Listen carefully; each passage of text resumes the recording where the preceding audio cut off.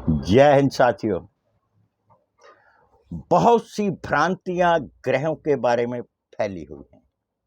उसी तरह जिस तरह झूठा केस करने वाली स्त्री के दिमाग में भ्रांति फैली होती है कि मैं केस करूंगी शायद मेरा जीवन सुधर जाएगा, पैसे मिल जाएंगे। उसी तरह ये जितने आप पंडितों के द्वारा अपनाए गए उपाय करते हैं, सब के सब मिथ्या। सिर्फ 4 बातें लिखी हैं हर ग्रह के बारे में हमारी कुंडली में। अगर आपका चंद्रमा खराब है, आप अपनी माँ की सेवा कीजिए। अगर आपका सूर्य खराब है, अपने पिता की सेवा कीजिए। अगर आपका मंगल खराब है, भाई के साथ रहिए। अगर आपका बुध खराब है, अपनी बहन और बुआ को कभी नाराज मत कीजिए। अगर आपका बृहस्पति खराब है तो अपने अंतरात्मा की आवाज सुनिए, किसी वृद्ध आदमी का अपमान मत कीजिए। अगर आपकी कुंडली में शुक्र खराब है तो अपनी पत्नी को कभी पीड़ित ना करें। अगर आपका शनि खराब है तो किसी भी मजदूर का हक मत मारें। सिंपल सिंपल ग्रहों के उपाय के ये फंडे हैं। पहले क्या होता था, ज्वाइंट फैमिलियां रहा करती थी। एक दूसरे के ग्रह, अगर एक का बुरा दशा चल रही है तो किसी दूसरे की अच्छी चल रही होती थी, वो आपस में निपट जाता था। जो बच्चे अपने परिवार के साथ रह रहे हैं उनकी कुंडली के सारे दोष नष्ट हो जाते हैं। ये शुरू कब होता है? जब परिवार बिखरता है, जब आप अकेले आते हैं, तब आपको ये कष्ट भोगने पड़ते हैं। जो लोग अपने माँ बाप के साथ रहते हैं उनके लिए कोई कायदा कानून नहीं है किसी पूजा वूजा पाठ का। माँ बाप की सेवा सबसे उत्तम सेवा है। बहन भाई का सहयोग सबसे उत्तम सहयोग है। कोई ग्रह आपका खराब नहीं होगा। अगर आप अपनी पत्नी का सहयोग करेंगे तो आपका शुक्र ग्रह खराब नहीं होगा, आप जिंदगी भर ऐश करेंगे। ये सिंपल सिंपल फंडे हैं। अगर किसी कथा से या किसी मंत्र उच्चारण से या किसी पूजा पाठ से अगर आपके ग्रह ठीक होते तो मेरा ख्याल है एक रिक्शे वाला भी 5-10 हजार किसी से उधार लेके अब करोड़पति हो जाता। ऐसा कुछ नहीं है, सब भ्रम है। आप जाते हैं कि पंडित जी मेरे पास पैसा नहीं है, कुछ धन के लिए बता दीजिए, वो बोल देगा लक्ष्मी यंत्र ले लो या कुछ ये पूजा पाठ करा लो। जो थोड़ा बहुत धन है आपका वो भी चला जाएगा, आएगा कुछ नहीं। आना मेहनत से ही है, कर्मों के अनुसार आना है, बिना कर्म के कुछ नहीं आएगा। अगर इसी तरह ही जो झूठा केस करने वाली हैं, कर्म तो करती नहीं है ससुराल में, हिस्सा इनको चाहिए, ऐसे कैसे मिल जाएगा? मैं उन बच्चों को भी कहूंगा जो इन चीजों से भयभीत हैं, 498A से। आपको भयभीत होने की आवश्यकता नहीं है, आपने किया ही कुछ नहीं है। भयभीत कौन होता है?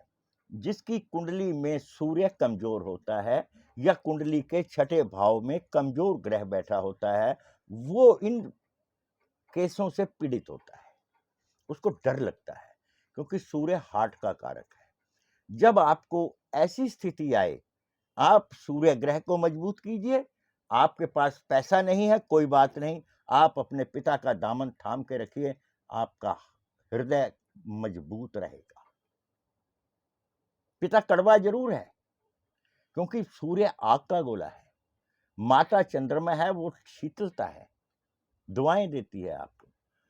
चंद्रमा और ये सूर्य जो है आपके शरीर में हड्डियां मजबूत करता है, विटामिन डी का भंडार है, ऊर्जा का स्रोत है। पृथ्वी के ऊपर जितनी जनजातियां उभरी हुई हैं, जितनी भी प्रजातियां हैं, सारी सूर्य की वजह से हैं। आज सूर्यास्त हो जाए सब नष्ट हो जाएगा। पिता गर्म जरूर है, 3 मिनट की उसकी गर्मी झेल लीजिए, यकीन जानिए चौथे मिनट की जो उसकी बात होगी वो आपकी जिंदगी का सबसे नायाब सबक होगा। इस स्त्री के कारण अपने माता पिता को मत छोड़िए, जो स्त्री आपके परिवार पर और आपके ऊपर झूठा केस करती है। अब मैं उन लड़कियों के बारे में कहूंगा जो सचमुच में पीड़ित हैं। हर पिता अपनी पुत्री को गाय समझ करके दामाद को देता है कि दामाद ब्राह्मण है। ब्राह्मण का मतलब ये नहीं है कि वो चोटी वाला ब्राह्मण है। ब्राह्मण का मतलब ये है कि वो ज्ञानवान है, समर्थ है घर की रक्षा करने में।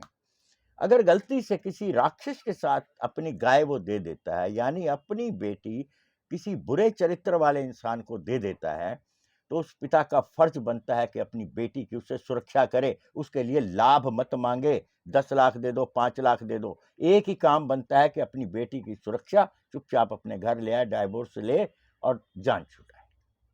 ये उस पिता का कर्तव्य है, ना कि एलमनी दे दो, 125 पे खर्चा दे दो। बेटियां बहुत सक्षम हो चुकी हैं। कृपया करके वकीलों की बातों में आकर के, अगर आप सचमुच पीड़ित हैं, वकीलों की बातों में आकर के अपना भविष्य खराब ना करें। अगर आपका पति बुरा है, वो सारी जिंदगी बुरा ही रहेगा। आप क्यों उसके साथ बुरे बन रहे हैं वकीलों की और पुलिस वालों की बातों में आकर के? आप क्यों झूठे केस लगाते हैं? आप सीधे रहिए, सच्चे रहिए। आपका जमीर, आपकी आत्मा, आपका भगवान है, वो आपको देख रहा है। और जिस पति या पत्नी में एक दूसरे को जो भी कोई पीड़ित करता है, उसकी कुंडली में शुक्र ग्रह कुंडली के 12 घर में से जिस घर में बैठा होता है, वो पीड़ित हो जाता है। अगर वो सुख चौथे घर में बैठा है, तो यकीन जानिए आपका परिवार में आपको वाहन और घर का सुख नहीं मिलेगा। अगर वो आपकी कुंडली के दूसरे भाव में शुक्र बैठा है, तो आपको परिवार से सुख नहीं मिलेगा। अगर आपके छठे घर में बैठा है, तो वो आपको शत्रुओं से, रोगों से कभी मुक्त नहीं होने देगा। इसलिए अपने पार्टनर से मिलकर रहें, पीड़ा ना दें। ये झूठे केस ना करें।